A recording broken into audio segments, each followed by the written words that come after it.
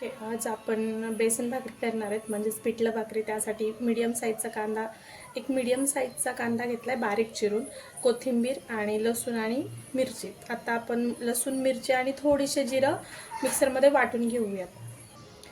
अशा प्रकारे मिरची बारीक करून घेतली. मिरची जर थोडीच असेल, बारीक होत नसेल, तर थोडंसं मीठ टाकायचं वाटण करताना, त्याच्यामुळे पटकन मिरची वाटली जाते. आणि मिरची आणि लसूण आपल्याला शक्यतो मीडियम, म्हणजे जास्त बारीक असं नाही करायचं आणि जास्त मोठंही नाही ठेवायचं. इथे मी बेसन पीठ घेतले. मी आत्ता फक्त 2 माणसाचं पुरेल इतकंच मी बेसन बनवते. तुम्ही तुमच्या अंदाजानुसार घेऊ शकता. इथे मी कढई गरम करायला ठेवली. थोडीशी गरम झाली की त्याच्यामध्ये मी साधारण एक दीड चमचा तेल टाकेल. तेल गरम झालेलं आहे, त्याच्यात थोडीशी जिरे टाकू. आपण वाटणात तर घातलंय, पण वरतून तरीही थोडंसं जिरे टाकू. जिरे थोडे भाजले, त्याच्यात आता वाटलेली मिरची आणि लसूण टाकू. छान असं परतून घेऊ त्याला.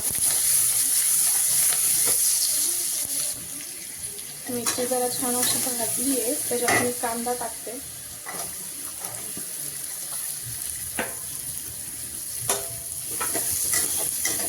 कांदा देखील परतून घेऊयात.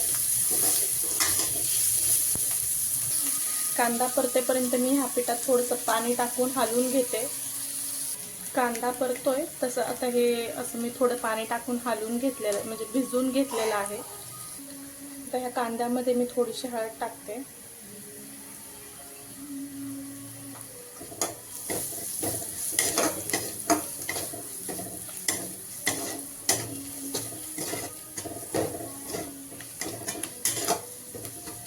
आणि थोडी कोथिंबीर. मला सवय आहे थोडी कोथिंबीर अशी टाकायची, काही जण वरतून टाकतात. तुम्ही तुमच्या पद्धतीनुसार टाकू शकता.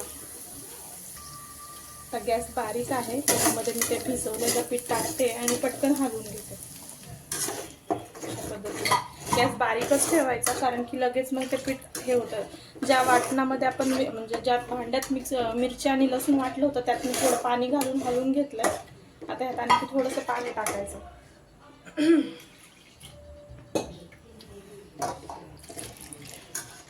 आता हे मीडियम पण नाही, बारीक फ्लेमवर आपण हे चालू ठेवायचं. मिक्स करून घेऊन मग आता आपण ह्याच्यामध्ये मीठ टाकू. पाणी तुम्ही तुमच्या म्हणजे अंदाजे टाकू शकता, कारण की काहींना अंदाजे टाकू शकता. काहींना घट्ट म्हणजे पिठलं लागतं, किंवा काहींना थोडंसं असं सलवलीत असं चालतं. त्याच्यामुळे तुम्ही तुमच्या अंदाजानुसार पाणी टाका. आता ह्यात मी मीठ घालते चवीनुसार.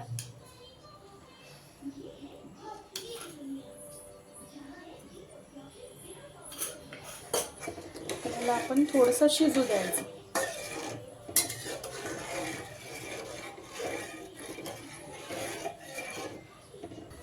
आता मी गॅसचा फ्लेम थोडासा वाढवला आहे. तुम्ही बघू शकता त्याला अशी उकळी फुटते. हळूहळू ते घट्ट होत जाईल, त्यासाठी तुम्हाला थोडंसं हलवत राहावं लागेल. नाहीतर पिठलं पूर्ण म्हणजे गाठा आतमध्ये तयार होते. त्यासाठी थोडं थोडं हलवत राहा. तुम्हाला वाटलं जर जास्तच घट्ट होत चाललंय तर तुम्ही फ्लेम कमी करू शकता त्याची. आपलं पिठलं रेडी आहे. आता हे तुम्ही पिठलं गरम गरम भाकरी सोबत सर्व करू शकता. ह्यावर मी फक्त थोडीशी कोथिंबीर टाकते आणि हलवून घेते.